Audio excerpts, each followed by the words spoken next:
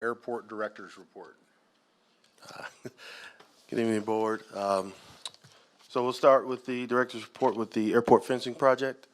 The project has been bid, awarded, all the paperwork signed, it's ready to go. We're expecting the project to start the second week of January and continue on into the summer. We don't really have a expected finish date on this project. It's so massive. So I expect roughly summertime it should be completed. The runway 1230 Pappy lights, the project was bid, and the winning bidder was Bixby Electric from Albuquerque. The winning bid was $338,181.74. That's slightly over what the grant was for, so we've requested an amendment to the grant that was submitted November 19th, and we're just waiting word back from if it's going to be approved or not. I don't expect any hiccups on it. We just got to wait for word, though.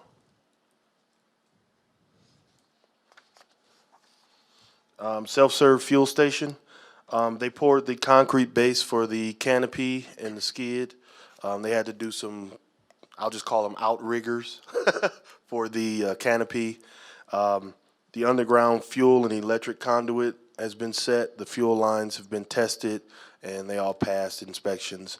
So they're ready for the skid to be put down, which should be either by the end of the week or the beginning of next week.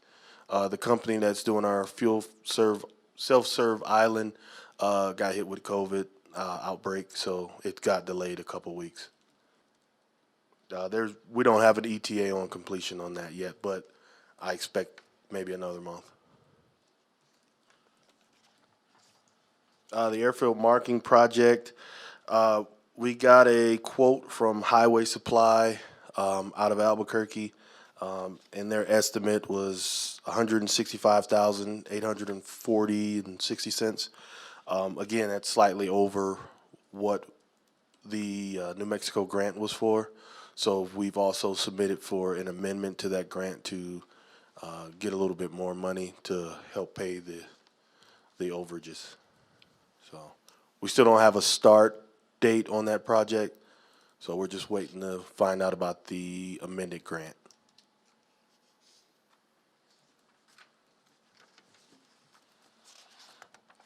The airport equipment building, the concrete footers and the building slab has been poured. Right now the concrete is curing. They should start erecting the building itself at the end of this week. They wanted to get 7 days on it. So that should be completed. Did he give us a completion date on that? No. We don't have a completion date. So as long as it takes them to get the building up, I guess. And who's putting that building up? That's Nick Griego and Sons.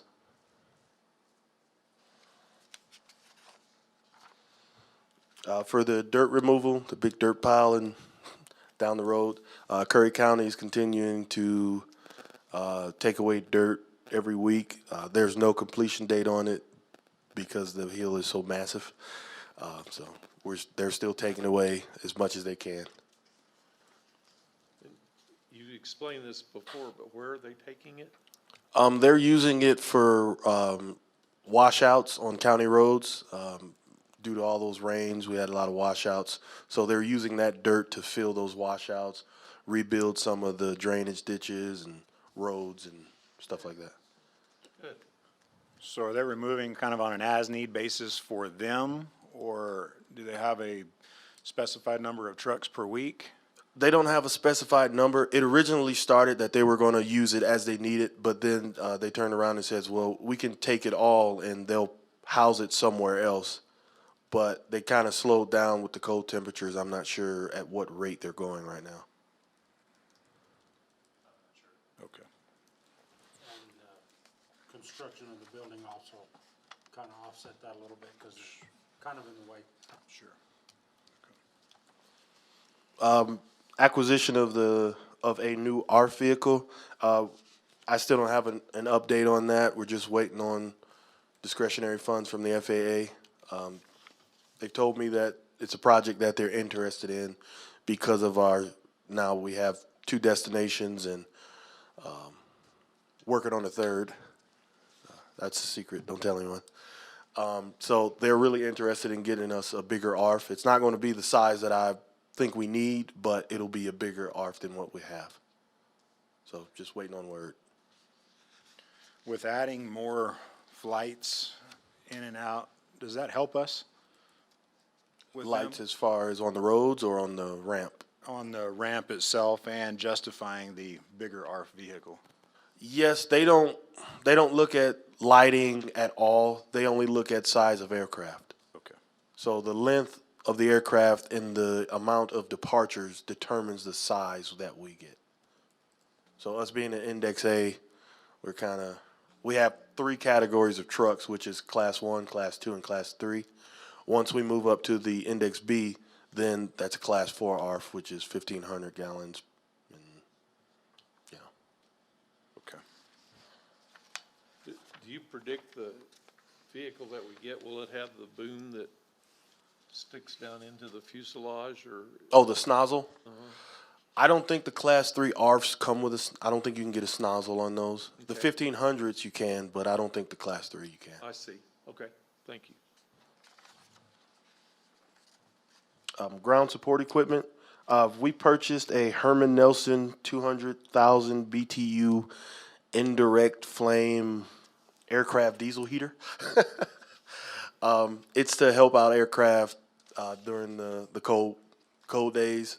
They can come park their airplane. We hook some heat up to it, and it stays warm until they take off. And the planned charge for that would be $45 an hour.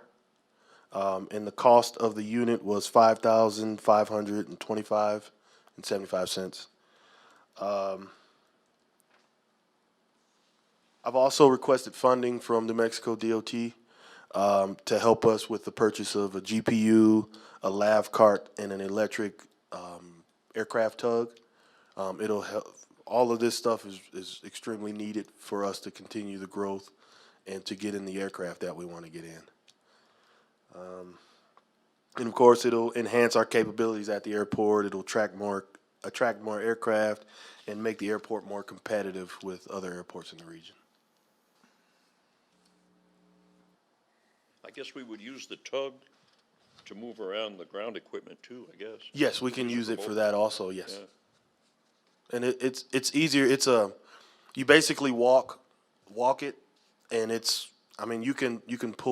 we can pull Denver Air with it. It's massive. It's not, the unit itself is massive, but what it can move is massive.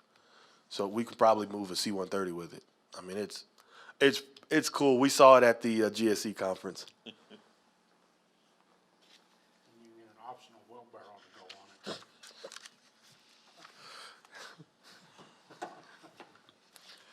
on it. Our aviation fuel trucks, the ones we recently purchased, due to supply issues, they've been pushed back to March, April timeframe.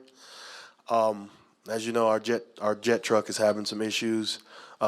We got Airfield to agree to give us a loaner. It'll be free for 45 days, and after 45 days, the charge is $2,200. Once we get the loaner vehicle, we're going to put our jet truck into the shop and have them fix all the issues that's wrong with it. The loaner vehicle is going to be a $5,000 compared to our $3,000 that we currently have, and we have the $5,000, another $5,000 on the order. So. And then when the repairs are made, then that Jet A truck will become a backup? No, that Jet A truck will go back to, if it's before 45 days, we'll keep it until the 45 days. Oh, once our new trucks get in? Yes. Yes. Okay. Yes, it's going to be moved to a backup. Okay. Sorry.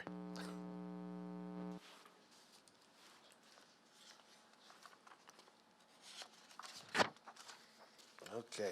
Passenger Emplainments. We have seen the highest number. We hit our record.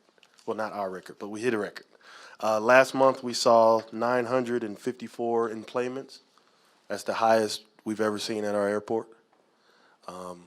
Throughout the Thanksgiving holiday, we completely ran out of parking spaces, and we had people park on the grass and wherever they could just to get them on their flights. And it worked out. Wasn't an ideal situation, so we're kind of stepping up our plans to expand the parking lot faster than we expected. So with last month's total, our total Emplainments for the year is 5,585, and as you know, our goal is 10,000. So if we continue on this next year, we'll hit that. We'll surpass it. Have we been filling the airplane going to Dallas? Yes, the Dallas flight has taken off. It's yeah, and now that we've swapped that Wednesday flight to a morning flight, it's getting packed. So we filled the Dornier 3 times last month. Wow, good. So we're seeing the ERJ a little more, and Denver Air is purchasing a lot of gas from us too. So That's great.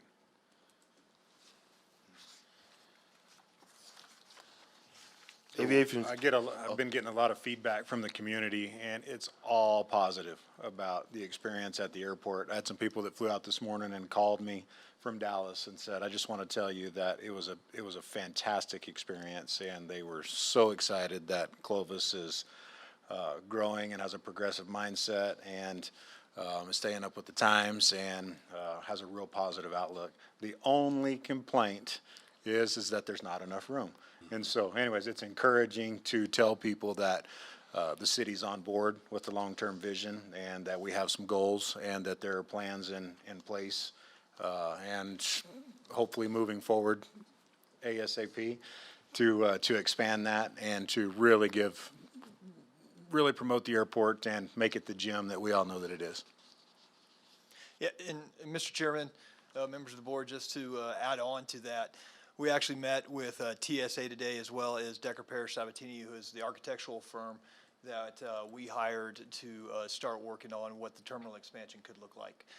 And so we had our kickoff meeting internally a week ago or so, and now obviously started reaching out to TSA as they're one of our major stakeholders in all of this, and trying to find out what their programming needs are. So if instead of modifying a modular unit, since we have new construction, what do you actually need? And so they're going to be getting back with us on what those programming needs are. Then Decker Parrish will start to work on different conceptual ideas for us. Once they have those and are able to present those to us, we would then select one of those conceptual ideas. They would then be able to give us a potential cost estimate for what that would look like, so we could go out and try to start attempting to find that funding source to make the construction happen. And then obviously, then once we decide on that, then we could start wrapping up the architectural drawings and be able to go out to bid for those terminal expansions. So obviously, the passengers in the holding space is one aspect of it. Passengers coming into the facility itself or leaving the facility itself, that holding area up front is important to us. Office space for administration is important to us, and then of course TSA needs, and as well as baggage claim. And so I mean we're trying to turn it into a real airport, into a real terminal.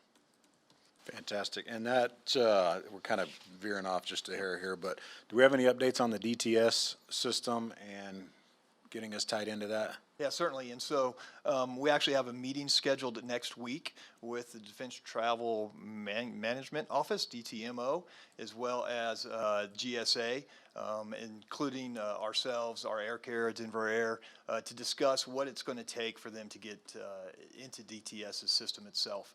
Of course, we feel like we've been chasing our tails sometimes because we get told one thing by one group, another thing by another group, and Denver Air says, we've tried it all, and it's not working. And so we're happy that Senator Heinrich's office was able to help us get this meeting scheduled. Specifically, Major John Siegel helped us. He is on a fellowship with the Senator's office and was able to get this put together for us. So we have that scheduled for next week, so hopefully something comes out of that. And then it's also my understanding that in the meantime, Canon Airmen are able to, and you can please confirm this, there is a potential workaround for being able to book flights for official air flight out of CVN versus having to go through the DTS system itself.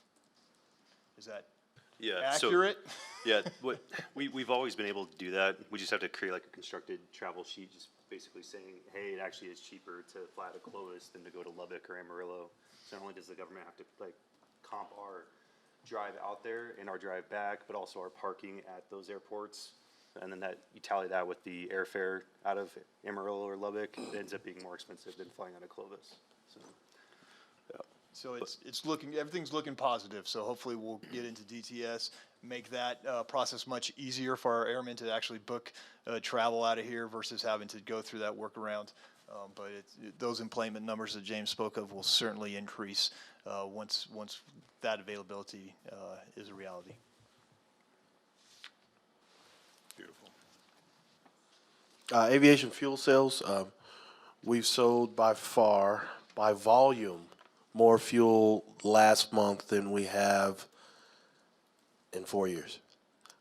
Last month, we sold 18,404 gallons of aviation fuel, leading to $81,345.67. And we are currently 531,071 on the year for fuel sales from January to November 30th. Mr. Chairman, Mr. Harris, can you give us some perspective? Do you know what was the total volume or revenue for like the previous 2 years? Do you happen to know that? I do. I have to look it up. Okay, real I was quick, just curious, just what that increase looks like. because I just sent it to Justin yesterday.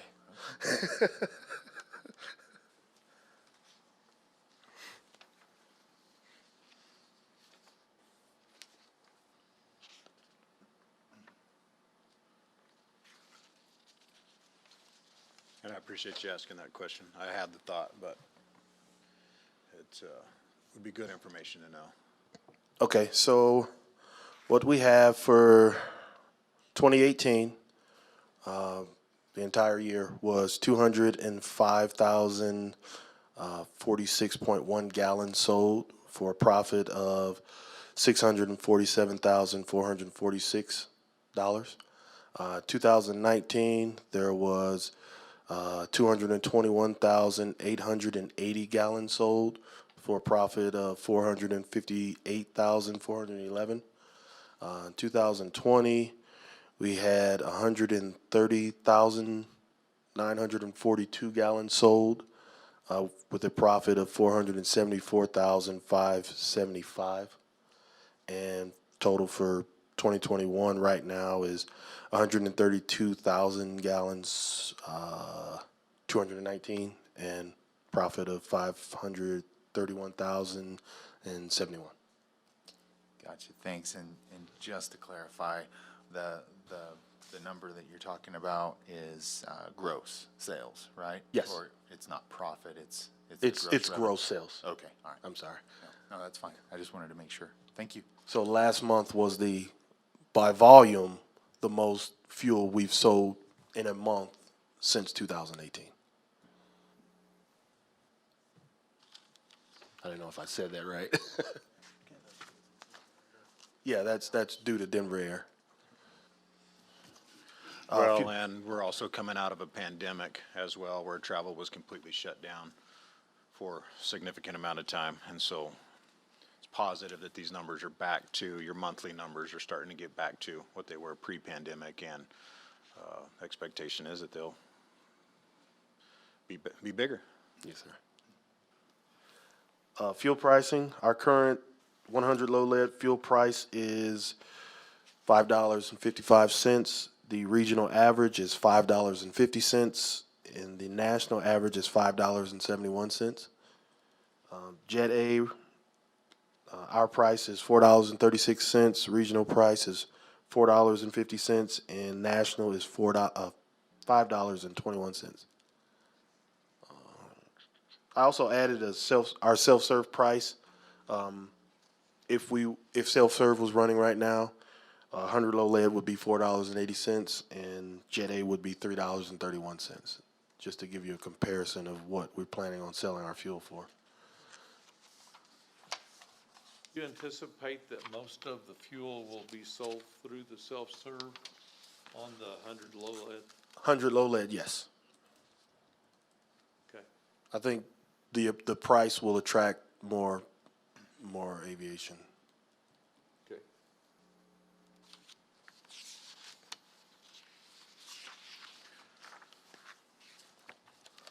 All right, we'll open it up for any questions, comments. Anybody have anything on the, Yeah, Mr. Chair, I got a question.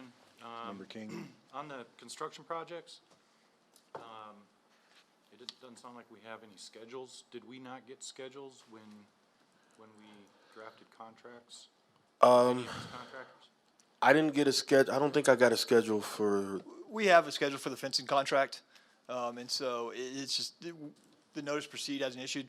Basically, the contractor's having to wait for materials, and so there's no point of issuing the notice to proceed and start counting contract time on him, because it's not his fault that the supplies can't get here in time. But there is definitely a schedule for that. So once we have a better date on when those materials could potentially arrive, that's when we would issue that notice to proceed. And yes, those calendar days or working days would kick in based off the contract documents. So the steel for the equipment building, is that available? Is it here? Is it coming, or is that? I'm we not don't know sure. about With that? Nick Griego, have they ordered the building? The building's here. Yeah, the building is here, so it's Yes. a matter of erecting it, yeah. It's just, yeah, we just got it erected. The delay on the building was they were waiting on permits for the concrete, but the building's been here for almost 2 months now. Okay. Thank you. And then, Mr. Chairman, just one other project that we're working on is the extension of the water line out to the airport. I met with EPCOR last week, and they have actually procured 90% of the pipe, and I believe it's been delivered actually out there onto the airport. And so they're now working with their engineers and actually trying to decide, because the procurement's on their, one of their responsibilities. And so they're trying to decide if they want to do a design build or if design bid build for the project itself. But they're looking to get and hoping to get to construction by February to start extending the water line out there to the airport. Mr. Hall, can any of the houses along there tap into that water supply, or is it just straight to us? And Yes, they will certainly be able to tap into the water supply with Okay. EPCOR once it's in place. do we anticipate they'll do that? I have no idea. I know if I had a house that was on a well and looking at my well levels, I would be glad that the water line was there if and when I needed to. Yeah. Good point. Thank you.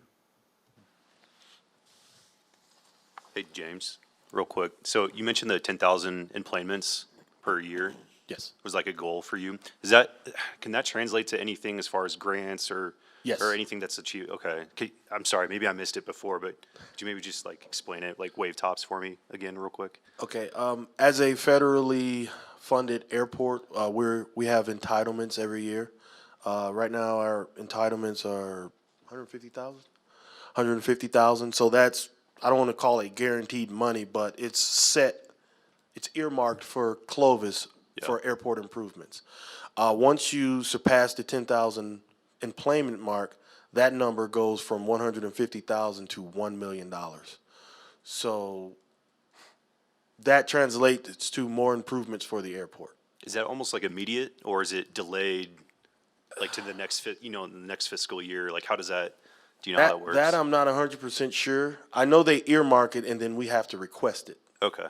All right. So I'm not sure how soon we would be. I don't know if it's once we hit that 10,000 employments, it's right there ready for us, or we have to wait till the next fiscal. I can find out though. I'm just wondering. Yeah, no worries. Is there anything else that's attached to the 10,000 number, other than just the fiscal bump? It's kind of we get an asterisk by our name. Okay. Like we're a serious airport now. That's kind of, to put it plainly, that's kind of what it is. Like, oh, they're doing some numbers. So it kind of transfers our airport from, oh, it's just Clovis to, oh, it's Clovis. All right. Okay. Just wondering. That's the best way I can explain it. Well, and I think that impacts our airport improvement plan, our AIP. And so with our AIP that we submit to the FAA every year, which is what our proposed improvements are and what projects, capital projects we're looking for funding for, that factors in to that AIP. And so we know that we have $150,000 right now in entitlement funding, which it can carry over between, I think, 2 years we can carry it over. And so definitely impacts when we start looking at having to maybe improve runways or if we're having to improve taxiways. So it has a big role in the improvements that we can make to our facility. It's awesome.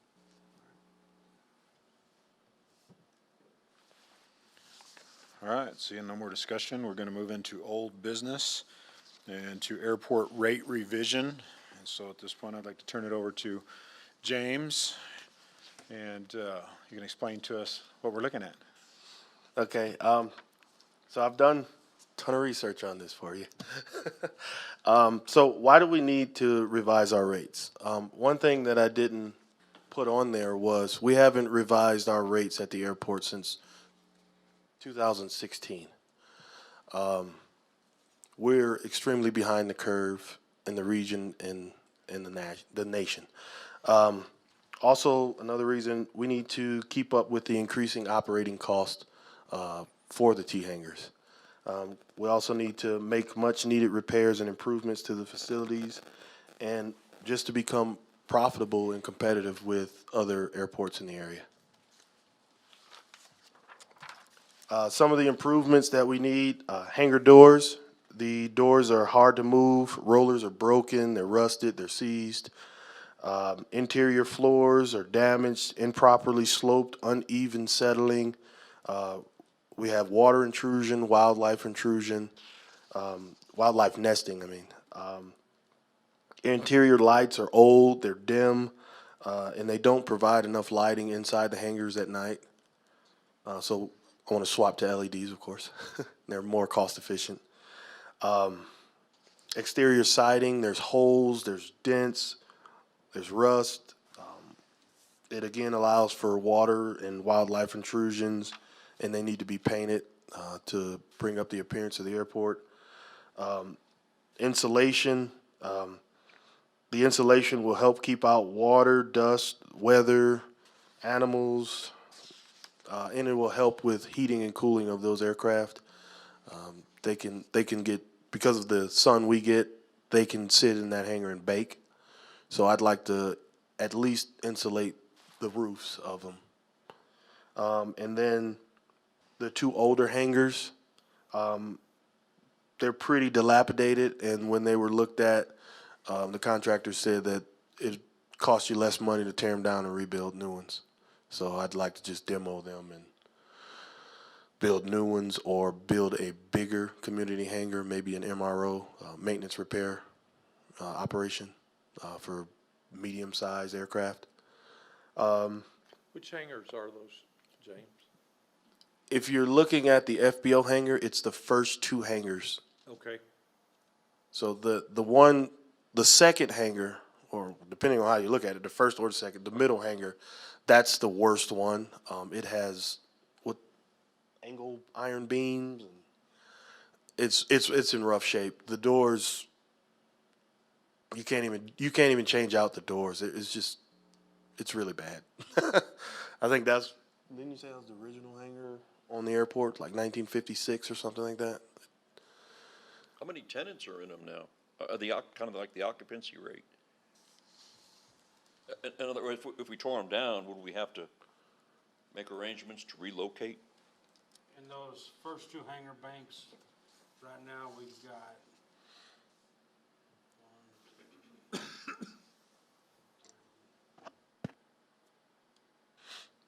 think 4 tenants in the first hangar bank, and the second one I'm not sure.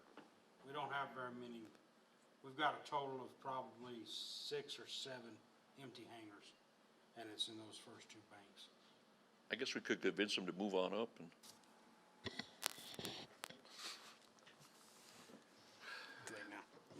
Yeah, and most of the occupied hangars don't even have aircraft in them. So we would have to make arrangements for the aircraft that are in them to be moved, and the other hangars, we'll put them without aircraft. We'll put them on a waiting list until the new hangars are built or other ones come open. I put the prices down for what we were quoted on how much it would cost to repair each issue, and this is across the board for all of the total, so it would be the hangar doors for all 74 hangars, well, 76 hangars, including your box hangars. Is it 74 including the box hangars or what? 74 total. Yeah, 74 hangars and interior floors for all 74 hangars. So I don't want to just do, we'll fix this one, but we won't fix that one. I want to fix them all so everything's the same.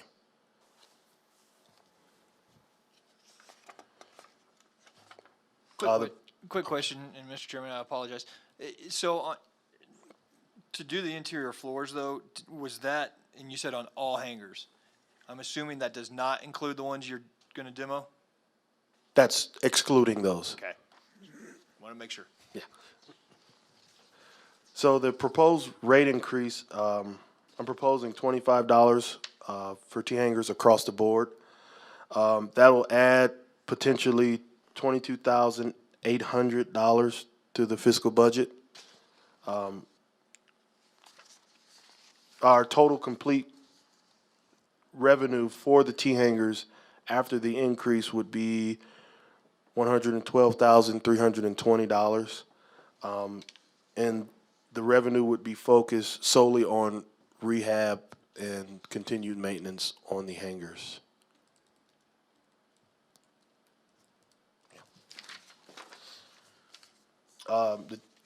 My funding plan for it, the total cost for the rehab is $1,562,135.88.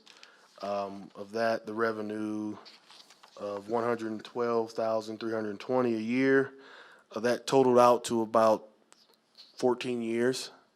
If we just solely put that money towards rehabbing the hangars. So I've requested funding assistance from New Mexico Department of Transportation Aviation Division. They came out to visit a couple weeks ago, and I showed him everything that I could that was wrong with the airport. And when he saw the hangars, he wants to help. He didn't seem too happy with how they look. So I'm waiting to hear word back if they're going to offer a grant, but I did request help for that. So the 14 years is just solely revenue from the T hangars.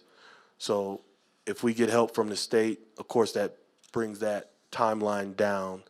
And then there's other funding sources. We could ask for funds from the city, economic development. There's other state grants that we can request. And that's, of course, my plan to do. But there's one thing that the state did say, if we don't raise our rates because we're so behind everyone else in the state, they won't look to help us. Because if we're not going to help ourselves, they won't, why would they? That's how they told it to me.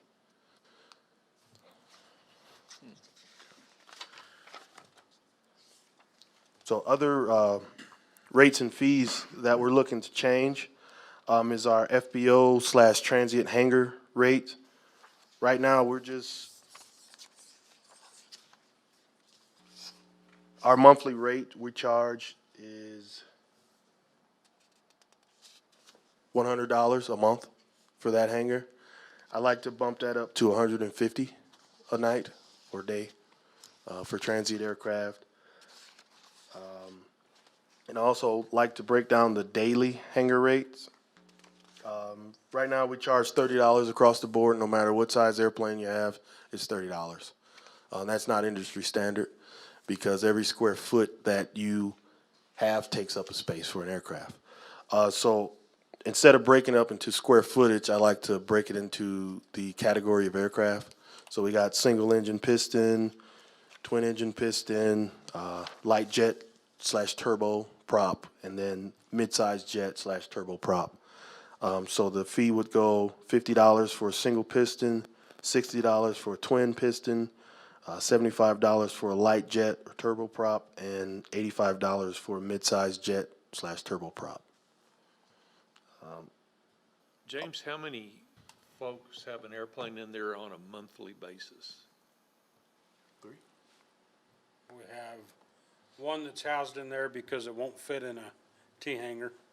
So he's a month. We've got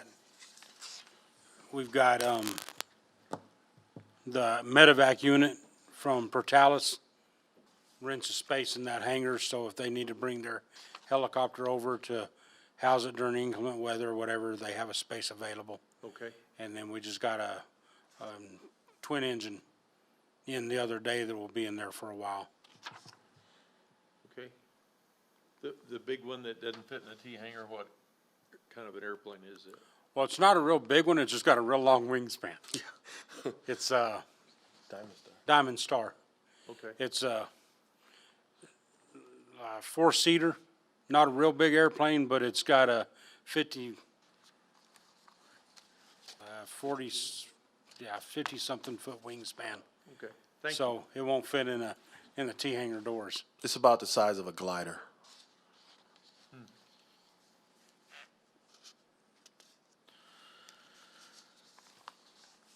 James, anytime we start talking about a rate increase on tenants, it throws up flags and so on and so forth for me, especially since I'm a tenant. And so, some of the immediate questions that I had on this, once I saw the numbers and what we were generating on an annual basis, we've been paying rent out there for 20 years, got a hangar door that doesn't operate, doesn't work. You have to force it open. And so I appreciate and understand the challenges that we have out there and the need for improvement, because we do need improvement. But if we've been generating $89,520 a year for the past, since 2016, I guess one of the questions I have is, where has that money been going? And how come we're just now coming up with a plan for improvement as opposed to doing something on a continual basis with those dollars? And before we go to ask the tenants for an increase, I think we have to kind of reconcile the fact that, have we been good stewards, and have we done our due diligence with the dollars that these tenants have paid on a monthly basis for years and years and years? I'll try to answer without shifting blame. Generally, what I've noticed is that all revenue has been put into the airport pot and distributed where it's needed. The problem has been is the need was never shined on the T hangars.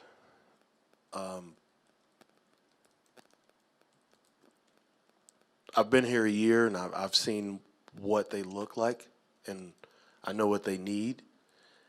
My plan is to start highlighting the T hangars and all the hangars, because that's what brings airplanes. It's low fuel rates are one portion, but appearance and amenities and facilities is a big part of the other.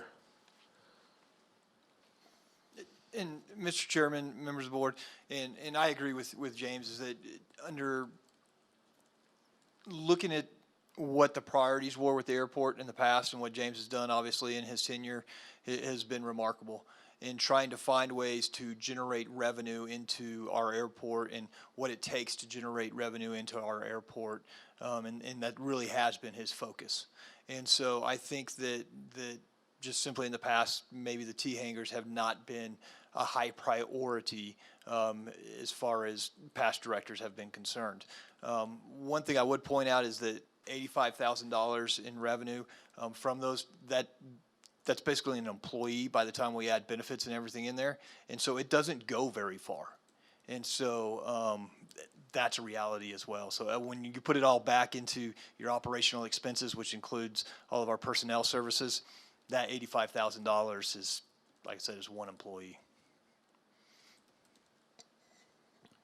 Yeah, Mr. Chair, that was kind of my thoughts as I was reading through this material and looking at, the improvement projects. But what I didn't see in here was, do we have we earmarked per square foot cost for maintenance?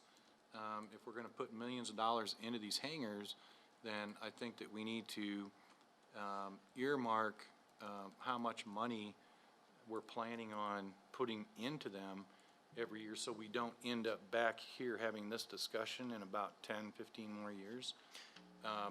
Which also, as a stakeholder, you know, they're going to be, it's going to be a little more palatable, I think, for them to swallow that pill on a rate increase if they know that, that the airport is dedicated to continuous maintenance of that facility.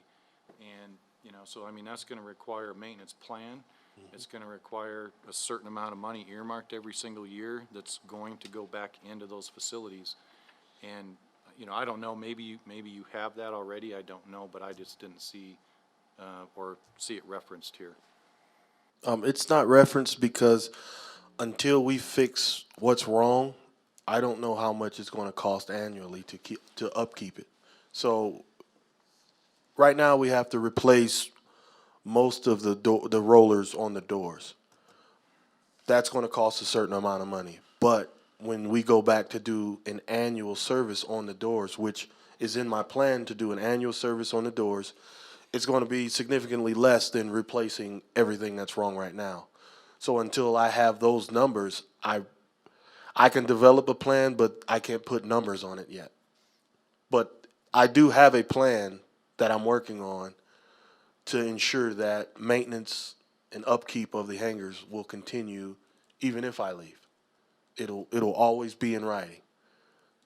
And is the money that's gonna cover the maintenance of these facilities, is that part of the, does that come out of the revenue that's generated? You know, because you're right, Mr. Hole, it's not a lot of money. And so by the time you take maintenance out of it and pay somebody, you know, you're gonna be dipping into probably the general fund or something to cover the cost that, that's gonna take to actually maintain the facility. So, I mean, I don't know if those things have been talked about or considered either. Yeah, and Mr. Chairman, Member King, it is definitely, I mean, when James first presented this to me, I said, all right, James, if we're shifting that revenue simply to hangar costs, where is that in your budget? Are you gonna be able to cover that money that's not now accounted for back into, say, into personnel services? And so he believes that we can. Obviously, with our fuel sales going up, that's something that when we first took over the FBO services was, hey, we can make our ability to generate revenues by selling fuel profitable for our airport. And so that's something that obviously we're still continuing to work on by making the improvements that we have out there. But with those increased revenues, hopefully with the other revenue ideas that James has as far as the ground service equipment, that it will generate those additional revenues to be able to cover that deficit per se that you're shifting from one line item to another line item. And I guess going back to the maintenance plan, and one thing that the city of Clovis is doing in general, and as you're well aware with your facilities maintenance programs, is asset management. And so that's something that we've been working on across the city of Clovis, which definitely includes our airport. And so from a high level, what asset management is A, understanding what your assets are, understanding what the useful life of those assets are, and then understanding, okay, in 10 years now, okay, I'm gonna have to replace this pump, I'm gonna have to replace this roller. And so making sure that we're budgeting smartly to where when that 10 years rolls around and you need to replace those rollers, that we've budgeted for that or developed rates for that are now going to establish what we call a sinking fund to make sure that those funds are there available for when we do need to make those replacements of equipment or whatever the infrastructure or capital costs may be. Good, thank you. How does the rapid rate of passengers coming in and out of the airport, how does that affect our finances? It affects it because Denver Air takes more fuel. More passengers on the airplane, the more fuel you burn. Also, the vending services that we provide in the terminal, and just the FAA entitlements. Okay. But there's not a per passenger fee in there somewhere? We can implement passenger service charges, they're known as PFCs. I'm trying to avoid it. It's like a tax on an airplane tickets. That's something that I looked at, but I want to avoid it. We can use those funds for improvements to the airport, but I really want to avoid it. I want to make flying out of Clovis as low as possible. Correct. So what that would do is increase your airfare. So, and then I believe the FAA collects that. Yes. And then, or actually, I believe the carrier collects it and pays it to the FAA. Mm-hmm. And then basically the FAA holds those funds. And so if you need to make a terminal improvement, then you would have access to those funds. Based off the number of emplainments that we have, and say we get to that 10,000 emplainment mark, you're not going to generate that amount of extra revenues in PFCs, which obviously would then potentially deter people from flying out of our airport versus keeping those lower ticket prices. And I would agree on that. I think one of the attractions of flying in and out of here right now are the great rates on the tickets, so I don't think I would. I mean, there's fees we can implement, but I don't want to. We can parking fees. I want to avoid all of that. Sure. Okay, thank you. I guess going all the way back around to the my original point, on that, it started out kind of negative, but, I wholeheartedly agree that these improvements need to be made to the hangars. It's desperately needed. They're in really, really bad shape, and it's time to make the investment in them. And so, I also agree that our hangar rates, I've done some calls and some checking, our hangar rates are extremely low in comparison to those around us. I got a message from a guy that manages an airport in West Texas today, and he says their unimproved rundown hangars are $200 a month and the new ones are $300 a month. T hangars are in such high demand, I think that $150 is beyond fair.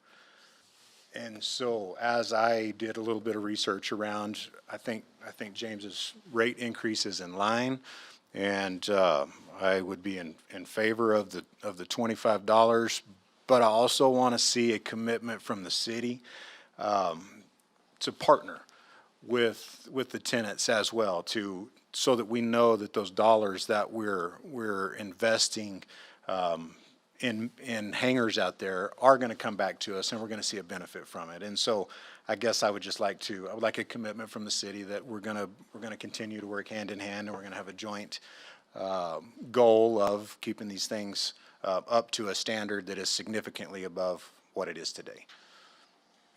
And Mr. Chairman and Mayor Morris, I'm not sure what you'd have to add to this, but it's something that I think that James has shown his commitment to our airport and what he's been trying to do with the state aviation and getting grants in, and now trying to get grants in to help reduce this cost to that.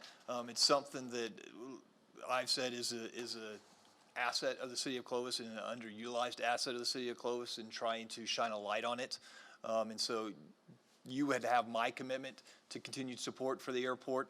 Ultimately, the decision makers from a financial standpoint are our elected officials. And I know that obviously Mayor Morris can't sit up here and say, I commit to you that we're going to spend X amount of dollars every year on T hangars. Obviously, it's a commission decision. But it's something that certainly that me as the city manager would continue to support James in his endeavors and what he's been trying to do at our airport. Yeah, and Mr. Chairman, Mr. Howalt, appreciate those comments. Earlier in the discussion, Mr. Howalt talked about an asset management plan and incorporating that all across the city. And in the time that I've been able to work with Mr. Howalt, I've seen that, and so I'm confident. I know that I want to see that used at the airport as well, and I know that the commission is going to be supportive of that as well. As the budget setters, it's easier to approve a budget when you're doing that, for a city manager that has an asset management plan in place and taking all that into account. What I'm thinking as we sit here and have this discussion, and I obviously coming in knew nothing about hangar rates and any of those kinds of things, but to hear about your research and your findings, Mr. Harris's research and findings on these rates, talking about the opportunity that we have to add some fees to passenger tickets and things like that, and maybe a reluctance to do that. I agree with all those things. We're just talking about growing pains, there's some tough moves that are gonna have to be made, like maybe increasing these fees and things like that, but knowing that, you see how the city is doing business, in other departments, and you see what's happening at the airport. We're gonna reinvest, and continue to grow it out there. I would say that, we got to get up over the 10,000 emplainments. Everyone agrees that's a major goal. And once we do, perhaps that changes some things in the amount of funding and the amount of money that the airport has to operate with. But I think we would need to think at some point about the ticketed passengers, maybe paying a little bit, right? Because they're parking on the parking lot, they're coming in and out of the facilities, and so it wouldn't be fair to always look to the tenants of the airport to pay for improvements at the airport, right? We think about that as a philosophy and strategy in the city, right? We like the idea of bringing shoppers into town to pay gross receipts tax versus raising property tax, for example. So similar situation at the airport. So I think we need to look for not to raise those fees to the point that it would deter the business that we're getting, but look for, as we grow, maybe how to bring some fees in that the ticketed passengers would be paying as well, so that we're not looking to the tenants again down the road. Just my suggestion. And Mr. Chairman and James, there's obviously the PFC charges. There is landing fees that we currently do not have that could potentially be charged. There's ramp fees. There's a slew of fees out there that airports do charge. We just don't. And so, like the mayor said, as we are experiencing these growing pains, it's a good thing. And so that's certainly something as we become more grown up, I guess, as an airport, that's something that we can definitely look at in the future to help offset and not carry that full burden on the tenants, as the mayor said. And honestly, it's something that we look across at all of our facilities across the city of Clovis. We have parks that are utilized by various leagues. We're continuously looking at what are our user fees for those leagues to be able to hold their whatever particular organization sponsors those events out there. We look at Roy Walker, what does it cost for us to operate that? We look at our sanitation collection, so our garbage collection, our landfill. So we need to make sure that we are charging the correct rates across the board that helps offset our costs, because we are providing a service. And that's what people sometimes forget is, as municipal government, they think, well, it's just the government. No, we're a service provider. And so, and unfortunately, the beneficiaries of the services are our citizens. In not all cases, not all of our citizens utilize a particular service, say, for example, the airport. And so that way you start looking at saying, hey, end users, our general funds shouldn't necessarily be paying for those services that are being utilized by a certain population. We want to make sure to try and get those users to be paying for whatever that particular service may be. Well, Mr. Morris and Mr. Holalt, I appreciate those comments very much. It has been very obvious over the last 2 years that the city has made the airport a priority, and we're making drastic improvements out there with significantly more to come. As a tenant, I just want to make sure that we're being a good steward of the dollars, and that we can explain why we are asking for an increase to those tenants. Absolutely. And that would be one other thing on it is, what's the timeline to start progress? And I guess I would be of the mind that if we're going to have a rate increase, that I would certainly like to see those improvements start immediately.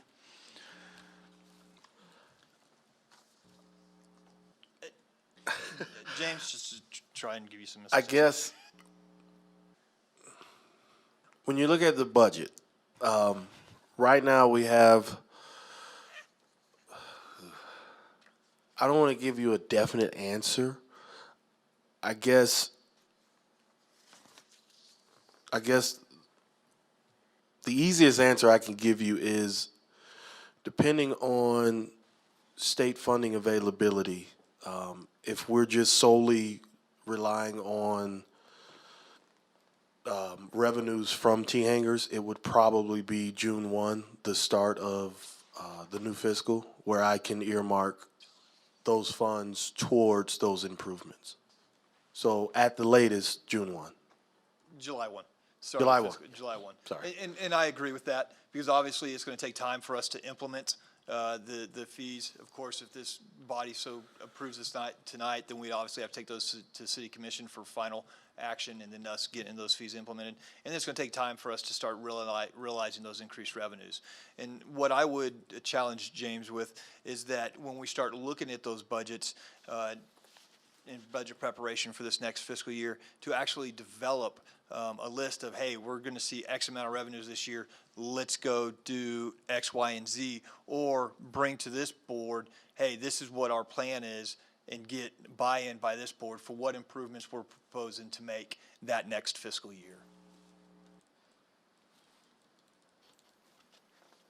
And looking at the list, James, that you provided us about how much the costs for lease rates are at various airports around here, it's amazing how low our rates have been compared to the folks around, just like TJ said.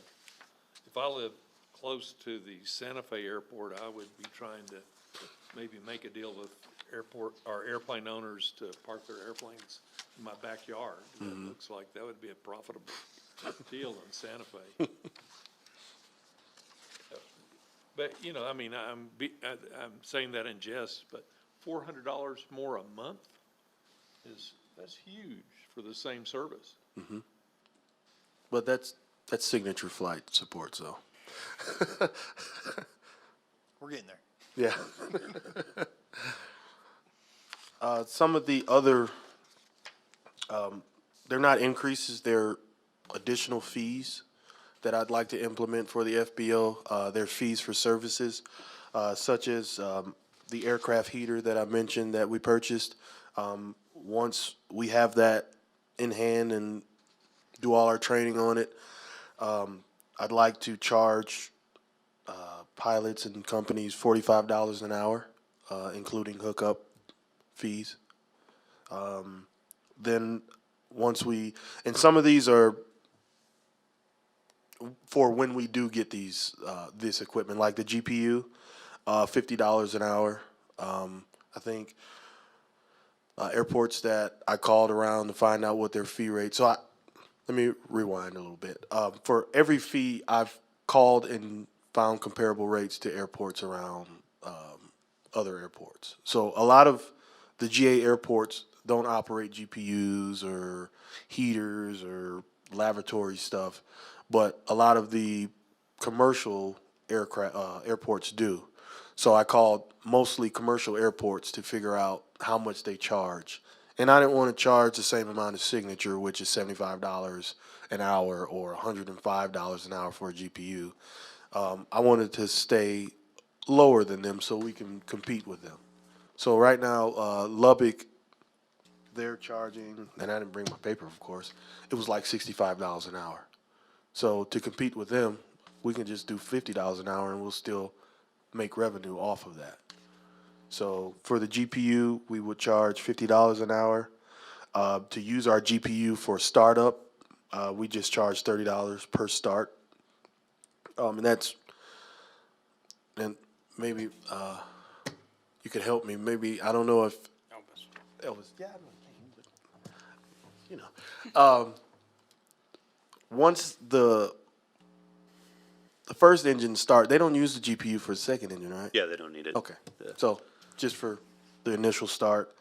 Laboratory service, that's the blue juice, you dump the aircraft's lavatory, it's $50 an hour. Aircraft tow and repositioning, $25. That's, let's say somebody says, hey, can you get my airplane and put it on the main ramp for me, out of my hangar? We'll charge them a service fee for that. Right now, we'll do it for free, but that's man hours that we're we're using to go over there. So if we charge for that, that's revenue in the airport's budget that we can use for stuff. And then I'd like to implement an after-hours call-out fee, and that's after self-serve is up and operational. Because right now, we get called 5-6 times a night, you say? Some nights. For medical calls, medical helicopters, refueling. We've talked to AeroCare. They've said that they'll use our self-serve. They don't have any problems with it. So we eliminate the AeroCare call-out, which is 99% of our call-outs. But it would be for any other aircraft that would come in after hours and need fuel. We would charge them that call-out if they didn't want to use the self-serve. And then increases to our fuel farm lease rates, which for less than 600 gallons is currently $12 a month. And I'd like to increase that to $15. And then for 600 to 12,000 gallons is currently $17 a month. And I'd like to increase that to $20 a month. Right now, we only have one tenant on there. And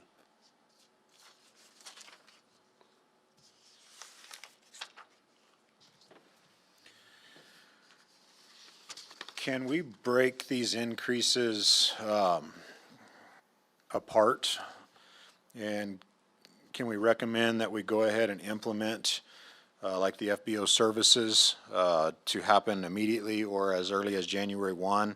And then the hangar increase, can we do that to coincide with the start of construction for that July 1? And I guess from a perception perspective, I just really feel pretty strongly that if we're going to take an increase hangar rates for our tenants, that when they show up at the airport, they need to see something happening. And I think that that's a fair request. No, and absolutely, you could definitely make a recommendation on when those rates would become effective. And so what we would do from a budgetary standpoint is we would go ahead and, so starting July 1 for that fiscal year, we would budget those full revenues, and then of course we'd collect them over the year. It's very similar to what we do with any of our, we don't collect all of our taxes over day one. It's collected throughout the year, so I think that would be okay. And then, James, I would, on the aircraft heater, you mentioned the $45 per hour. That includes hookup? yes, Okay. some FBOs charge you a hookup fee and then the hourly fee. And I wanted to eliminate that. Okay. I don't.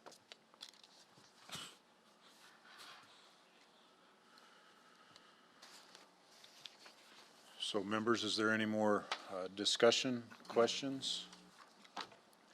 If not, Yeah, Mr. Chairman, I had a question about the fees, just Yes, because sir. I'm not familiar with, so the hangar lease, are tenants paying monthly now, or is there, okay, so it's only monthly, no one is like paid up for the year or any of that? We do have a couple tenants that pay for the whole year, Okay.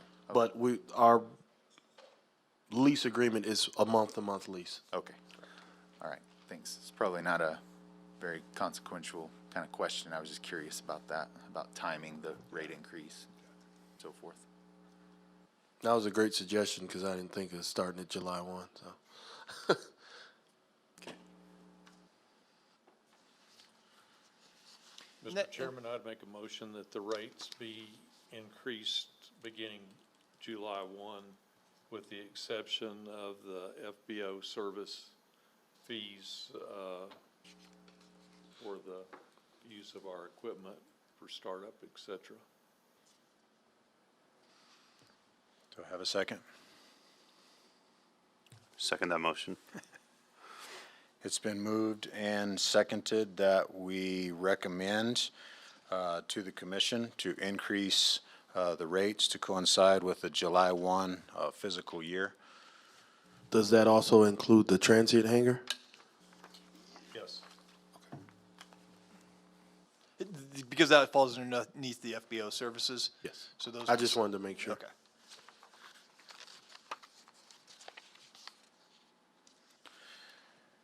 And so,